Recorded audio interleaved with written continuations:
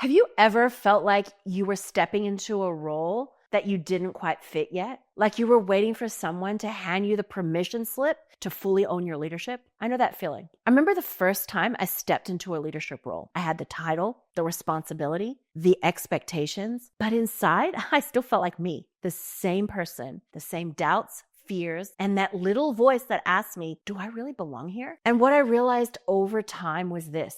Leadership isn't about what you do. It's about who you choose to be. Hi, I'm Jen Wilson, founder of Jen Wilson International. With years of experience leading global teams and coaching top-tier entrepreneurs, I'm here to help you cut through the noise, clear the fog, and bring your vision into life. Today, we're talking about the difference between personal and professional identity, how clarity in your values helps decision-making, and how to cultivate executive presence and confidence, especially as a woman in leadership. Because the moment you own your leadership, that's when everything shifts. So let's get into it. One of the biggest struggles I see in leaders, especially women, is this tension between personal and professional identity. We think, who am I supposed to be at work? How much of my real self do I bring to the table? Am I leading the right way? For years, I felt this tension too. I was a natural collaborator. I cared deeply about people. And I didn't fit into that old school command and control leadership style. And for a while, I thought that meant that I wasn't really a leader. But here's what I've learned. Your professional identity isn't about changing who you are. It's about stepping into the fullest version of yourself in the role that you've earned. It's about owning your decisions with confidence.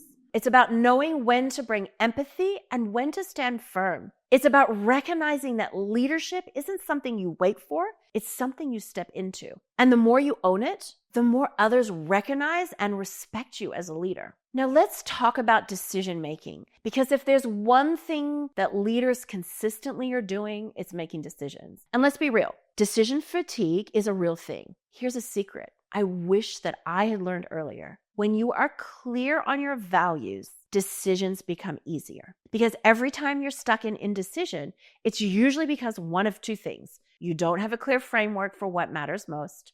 And second, you're worried about how others will perceive your decision. I used to overthink every decision as a leader. Should I push back on this request? Should I set a firm boundary with my team? Should I say yes to this opportunity, even if it doesn't fully align? But once I started to get crystal clear on my values, what I stood for and what I expected, what I would and wouldn't tolerate, decision making started to get easier. Because instead of wondering, what will people think? I started asking, does this align with my values? Does this serve the bigger mission? Does this help me lead with integrity? And when I made decisions from that place, I no longer second guess myself. So if you're struggling with indecision, start with your values, because these will become part of your guide. Now, let's talk about something that women in leadership hear all the time: executive presence. So here's the problem. It's often framed as be more confident, speak up more, take up space.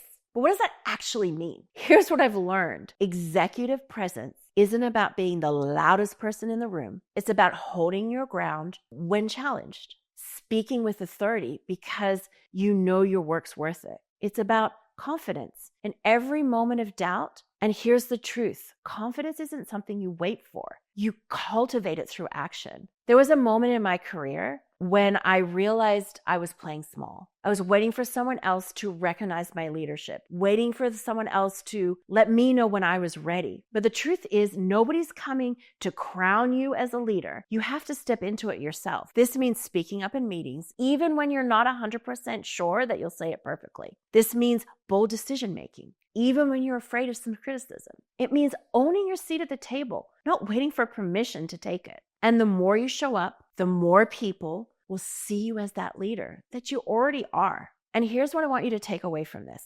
Your leadership identity is yours to define, not someone else's. So stop waiting for them to tell you when you're ready. Get clear about your values. They will be your compass in every decision. And cultivate your executive presence. Speak with confidence. Own your authority. Because the moment you stop playing small and start owning your leadership, that's the moment that everything changes. And if you're ready to take these steps and step fully into your leadership below, click the link below and let's make sure you're leading at the level you were meant to.